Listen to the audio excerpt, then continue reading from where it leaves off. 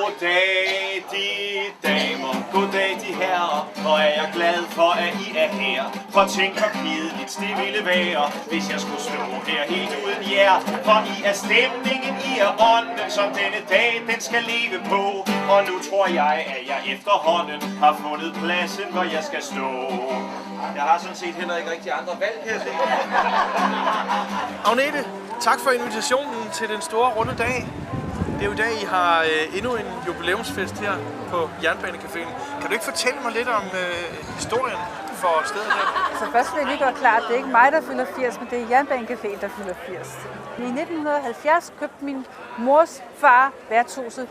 Drev det i 10 år, min mor drev det i 17 år, og nu har jeg snart drevet det næsten lige så længe.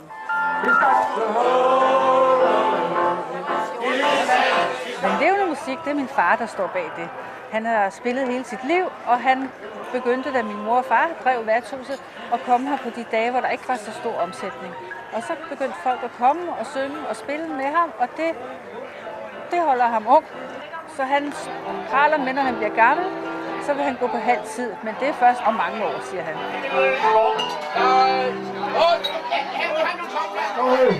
Jeg introducerede min egen øl i 2007, og den hedder så Syvekspressen, og så har jeg så efterfølgende fundet på den her medaljeidé, som virkelig har taget fat. Sådan så når man kommer ind på Jernbanecaféen og får sig en af vores egne øl, som kommer fra Thisted Bryghus, så kan man gøre sig fortjent til en bronze, sølv eller guldmedalje. Og det er bare noget, folk synes er så morsomt. Så i dag, inden vi startede underholdning, der havde vi medaljefotografering af en professionel fotograf, som kom og fotograferede. Vi skal da lige have lov til at hilse på en trofast stamgæst, kan man vist roligt sige. Hvor kommer du fra? Jeg kommer fra Thisted, og det er jo der Syvekspressen kommer fra.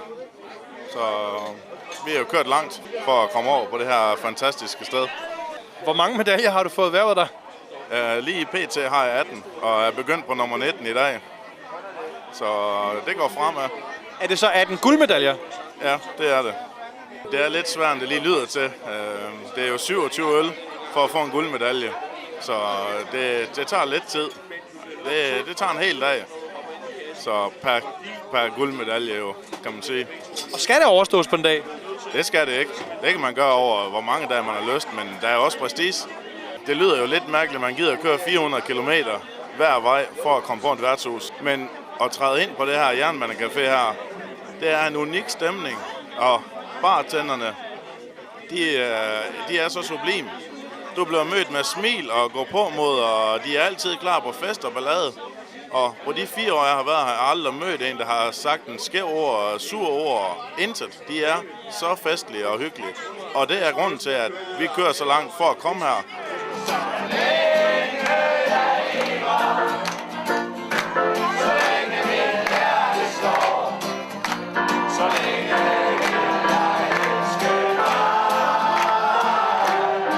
Og så i dag har vi jo så haft den glæde at have haft Rasmus Krogsgaard til at komme og underholde. Og det gør jo ligesom, at vi bringer det ligesom op på et højere niveau. Jeg lærte familien at kende, som har stedet igennem nogle andre omstændigheder og havnede herinde og faldt fuldstændig for den charme, der er herinde, og de traditioner, og især den musiktradition, der er herinde. Da jeg havde spillet herinde igennem nogle år, bare sådan, når vejen var faldet forbi, så blev jeg kontaktet af Agnete, som jo har sted, som spurgte, om jeg ville skrive og komponere Jernbanecaféens helt egen skålesang, som hun så allerede havde besluttet på forhånd skulle hedde Fut Fut-sangen. Og det er vist planen, det er hendes plan, at den skal folk lære udenad, når man er stamgæst, så når man kommer herind, så kan alle synge med på den.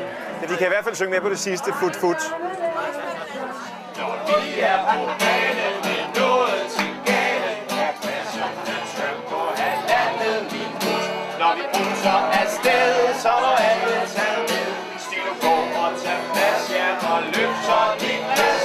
Kør aldrig en tomgang, nej, tag dog en omgang, og skynd dig og skål, inden turen er slut. Fut, fut. Det kan blive endnu højere, når inden turen er slut. Sådan skal det være. Giv lige at sætte en hånd for den. de her biler, de stammer alle sammen fra 1933. Og 1933, det er jo lige præcis 80 år siden i dag, så det er jo oplagt at bruge dem til Jernbanecaféens fødselsdag. Men der er også en historisk person, som har været sådan lidt inde over. Du har meget med Storm P. Jeres glas. Ja, fordi han er hyggelig og har nogle sjove pointer, nogle eftertænksomme pointer. Jeg synes, det passede så godt til mit værtshus. Og derfor tog jeg kontakt med museumsdirektøren dengang, og han gav mig rettigheder til at servere øl i glas med Storm P's fluer printet på.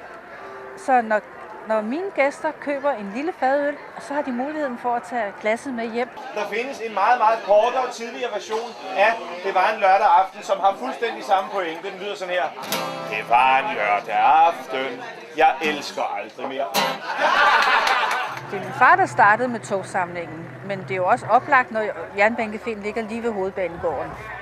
Og det har det jo gjort næsten lige siden Hovedbanen ligger, hvor den ligger i dag.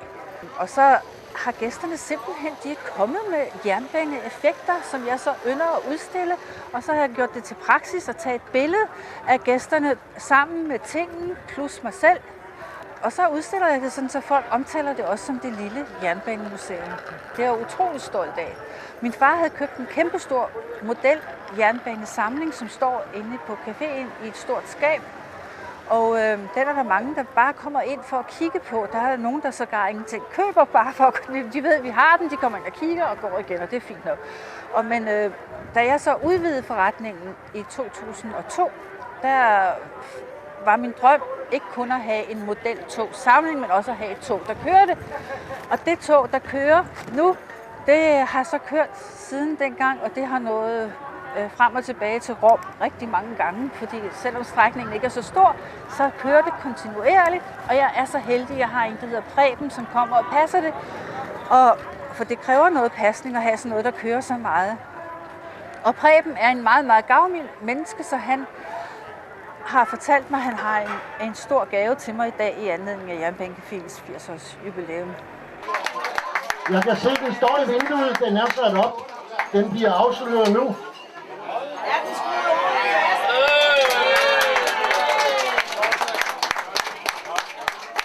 Og jeg siger bare med det samme. Lad være med at prøve at stjæle den er tyverisikret. Jernbanecaféen er jo sådan et sted, hvor folk kommer ikke kun fra nærområdet, men de kommer fra, så at sige, hele verden. Når de kommer med toget til Hovedbanegården, så ligger vi jo lige ved udgangen mod Istedgade. Og det er for mange mennesker, der fortæller mig, at det er deres første stop, når de kommer til Danmark. Og de er så glade for ligesom at komme hjem. Og det er jeg jo meget, meget stolt af. Og jeg ynder også at give mig tid til at snakke med dem. Og nogle gange får jeg lavet små interviews med dem, som så kommer på bordene i de bøger, der ligger på bordene, der samler på den slags historier. Fordi det er noget, mennesker godt kan lide. Det er at lære hinanden at kende.